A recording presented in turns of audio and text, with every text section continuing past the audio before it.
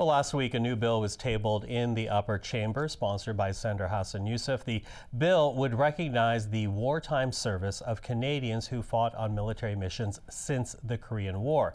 Now, it's been dubbed the Wartime Service Recognition Act. The bill, if adopted, well, it would expand who would be recognized as a war veteran in this country, with the distinction currently reserved for a sailor, soldier, or airman who served in the First World War, the Second World War, or in Korea, and only in those wars. With more, we're now joined by Senator Hassan Youssef. Senator, nice to see you again. Thanks for having me. So, this exposes my ignorance, because I just assumed that if you were sent and fought for this country in a foreign soil in a war, that you'd be recognized as a veteran, you'd be recognized as a war veteran. Why is that not the case? Well, I think your challenge of trying to understand this was the same one I had when it was explained to me by the Persian Gulf veterans. They've been lobbying, of course, for 8 years in their own effort, trying to get recognition. And as they were telling me their story, I was scratching my head and thinking, like, what am I missing here?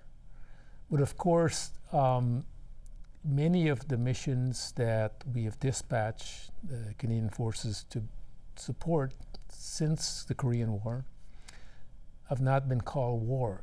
And many of our veterans, the Persian Gulf and others, will tell you they were in a war. If you ask the Afghans, veterans and still in the Canadian Armed Forces, were they in a war? They were being shot at. Many died in the Afghanistan war, but yet the definition that was used to dispatch them or to send them off to that mission, it wasn't called a war. And I think this is unfortunate, and our government has known this for quite some time.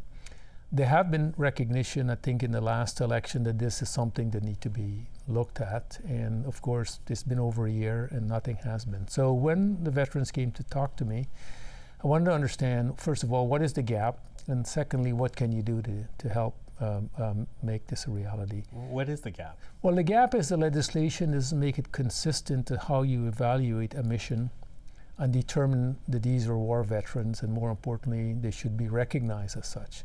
This bill does not change what veterans will receive in terms of pensions and services and medical support. This bill is simply about symbolic recognition for the fact they were in a war and to be recognized for fighting in that war at the end of the day.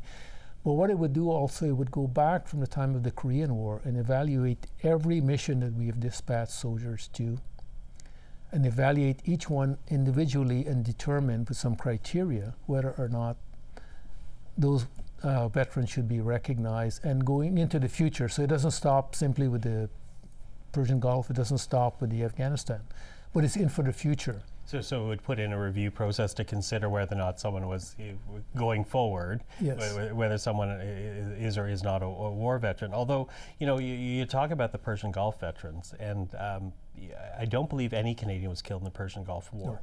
No. That doesn't mean say they should not be recognized as a war veteran. That's just my recollection. But certainly when it comes to the war in Afghanistan, we had over 160 Canadian soldiers killed in that war, and we know for a fact that people came back either injured physically or mentally. So when they talk to you about not being recognized as a wartime veteran, what do they say to you about what that does to them, to know that they don't have that distinction to their service?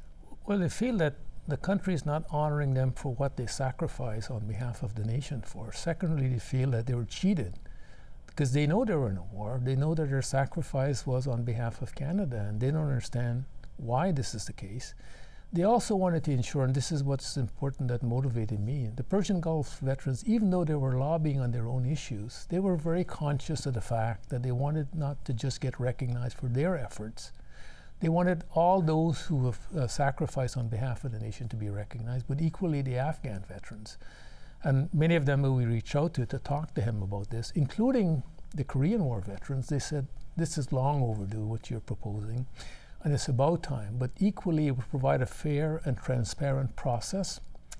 We lay some foundations the government should consider, but the government could also add to those as they go out and consult with veterans organizations They consult with military historians and academics and others in regard to the final set of criteria they will use. But then they would apply that to every mission that we have dispatched soldiers around the world over since the Korean War. But it will also be there in perpetuity for the future. So any future missions would also be evaluated after the mission is over. They can evaluate and said, okay, should we recognize them also as war veterans? It's about dignity, it's about fairness, about transparency, and it's also about treating those right now as we're recruiting young Canadians to join the military. It sends a clear message. We value their service, but equally we value their sacrifices at the same time, because when you join the military, you commit to one thing. You never know whether you're going to go off to fight, and more importantly, whether you might be injured or die in that effort. They don't question the motivation of what they're doing. They question, of course, these veterans are now questioning, why is it taking so long? And of course, why do they have to lobby Parliament to do something? Now, the veterans in the House of Commons, they already looked at this issue. The Veterans Affairs Committee, and recommended that it should happen. Now, in the last election, because again, the efforts of the veterans, they did get the Liberal Party to recognize they wanted to look and do something about this, and the Conservative equally has given them a letter saying they wanted to do something and recognize it. I think this bill provides an opportunity for the government to do that, and more importantly, to get on with it, because the longer we wait, somebody will die, and of course, I think that's unfair to their families and to them for their sacrifice to the country. Well, as we say, you put forward the bill. It's now been tabled. We will watch to see where it goes. Senator, thank you for the time. Thank you for having me.